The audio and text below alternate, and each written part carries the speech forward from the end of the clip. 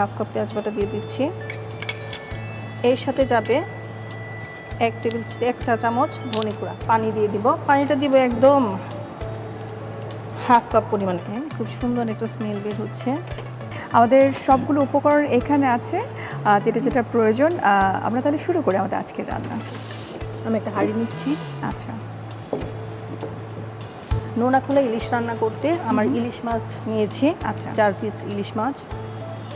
আর নিয়েছি পেঁয়াজ বাটা, ধনে গুঁড়া, আচ্ছা আচ্ছা, পেঁয়াজ কুচি, লবণ, কাঁচামরিচ, মানে অল্প কিছু উপকরণ দিয়ে এই মাছটা তৈরি করব। তো প্রথমে আমি ইলিশ মাছগুলো নিয়ে নিচ্ছি।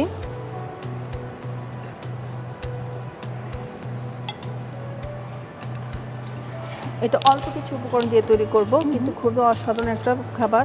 আমি পেঁয়াজ কুচি দিয়ে দিচ্ছি 1 কাপ।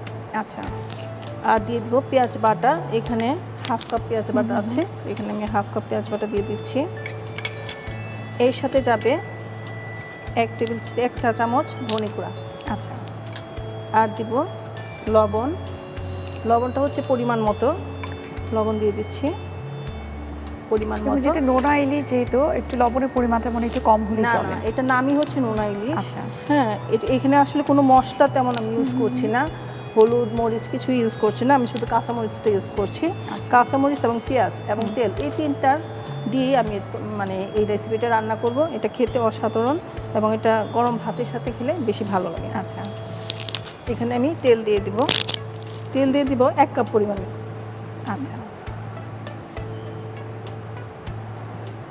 তুমি এখানে চলে আসো। এই রান্নাটা কি তুমি করতে জানো? ভালো লাগে রান্না করতে? কখনো মাকে দেখে দেখে? জি। এখন আমি এটাকে মিক্স করব। আচ্ছা, হাত দিয়ে মিক্স করে নিচ্ছি। এটাকে আসলে মাখানো রান্না বলা যেতে পারে, কারণ মাখানো রান্না কিন্তু খুব মজা হয় নরমাল রান্না এটা থেকে। একটু তেলের পরিমাণ এবং অন্যরকম হয় পেঁয়াজের taste। পরিমাণটা একটু বেশি মানে লাগে।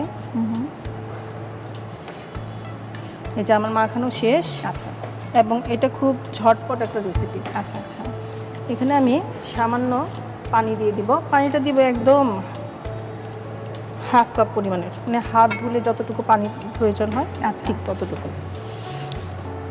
তবে আমরা এই যে মজাদার রান্না করছি, এই যে আমরা হাত দিয়ে মাখাচ্ছি, আমাদেরকে হাতটাকে অবশ্যই পরিষ্কার করে নিতে হবে। সেই সাথে পরিষ্কার করতে হবে আমাদের যে ডিশগুলো আমরা ব্যবহার করছি। আমাদের এই পরিষ্কারের দায়িত্ব আছে এক্সপার্ট যে ডিশ ওয়াশ রয়েছে তার দায়িত্ব, কারণ এটি শুধু পরিষ্কারই করে না, সেই সাথে যে জার্মসগুলো আছে সেটাকে জীবাণুমুক্ত করে ফেলে একেবারেই। এখন আমি চুলাটা দিয়ে দিচ্ছি। সবগুলো উপকরণ দিয়ে মেখে তারপরে চুলায় বসাতে হবে। এখন আমি এটাকে ঢেকে দিচ্ছি। এটা আমাদের হতে কতক্ষণ লাগতে পারে? 15 থেকে 20 মিনিটের মতো। আচ্ছা, 15 থেকে 20 মিনিট। আশা করি আমাদের আজকের রান্নাটা আপনাদের খুব পছন্দ হবে, যেহেতু ইলিশ মাছ সবাই কিন্তু পছন্দ করে, ছোট বড় সবাই। তুমি নিশ্চয়ই ইলিশ পছন্দ করো। আচ্ছা, এই তরকারিটাই পছন্দ করো? হ্যাঁ, এটাও ভালো লাগে, আবার ভাজা মাছও ভালো লাগে। ভাজা মাছও খেতে ভালো লাগে। আচ্ছা, মানে ইলিশের যে কোনো আইটেমই যে কোনো আইটেম, এটা আমাদের সবারই কিন্তু, ছোট বড় সবাই কিন্তু ইলিশের যে আমরা ভাজা করি বা কারি করি সরিষা ইলিশ দিয়ে, প্রত্যেকটা আইটেমই কিন্তু খুব মজার। তুমি পড়াশোনার পাশাপাশি কিছু কি করো, করতে ভালো লাগে? আমি হচ্ছে সায়েন্স এক্সপেরিমেন্ট করি, ড্রয়িং করি, আবার গান গাই। আচ্ছা, আমাদেরকে 2 লাইন গান গেয়ে একটু শোনাও। আমি কবিতা বলি। হ্যাঁ হ্যাঁ, তোমার যেটা পছন্দ।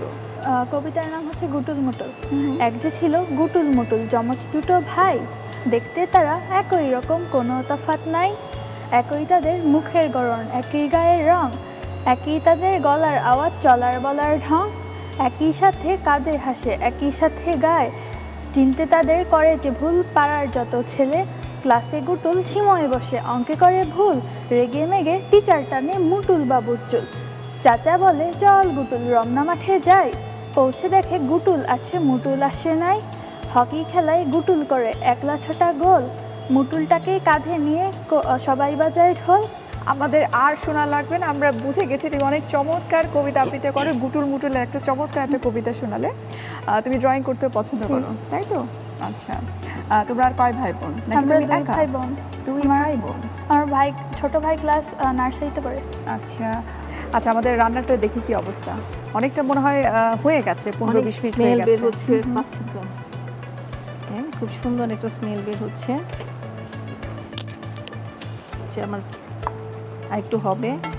যেহেতু ইলিশ মাছ খুব একটা আসলে সময় লাগে না। স্মেলটা ইলিশের প্রপার যে স্মেলটা সেটা পাওয়া যাচ্ছে।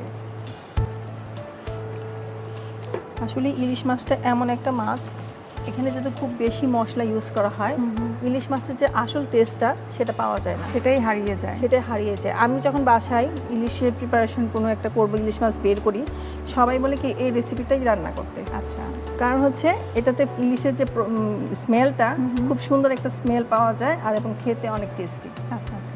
আর এই রেসিপিটা আসলে আমি শিখেছি আমার মামি শাশুড়ির কাছ থেকে। এটা আমার মামি শাশুড়ির মায়ের রেসিপি। আচ্ছা, আমার রেসিপিটা প্রায় হয়ে গিয়েছে, এখন আমি গ্যাসটা বন্ধ করে দিচ্ছি। এখন এটা নিয়ে পরিবেশন করব।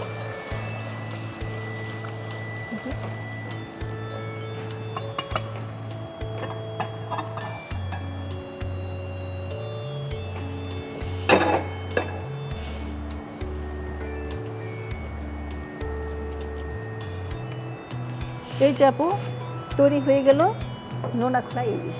আচ্ছা, অনেক সুন্দর লাগছে দেখতে, এবং আপনি যেটা বললেন যে এটা ঐতিহ্যবাহী একটা আঞ্চলিক একটি খাবার, আশা করি আমাদের দর্শকরাও খুব পছন্দ করবে ইনশাআল্লাহ। প্রিয় দর্শক, আপনারা দেখে নিলেন কিভাবে আমরা নোনা খোলা ইলিশটি রান্না করলাম। আপনাদের সুবিধার্থে এটার প্রস্তুত প্রণালীটি আরও একবার দেখিয়ে দিচ্ছি। প্রথমে সসপ্যানে ইলিশ মাছ নিন, এতে পেঁয়াজ কুচি, পেঁয়াজ বাটা, ধনে গুঁড়া, লবণ, কাঁচামরিচ কুচি ও তেল দিয়ে ভালোভাবে মাখিয়ে নিন।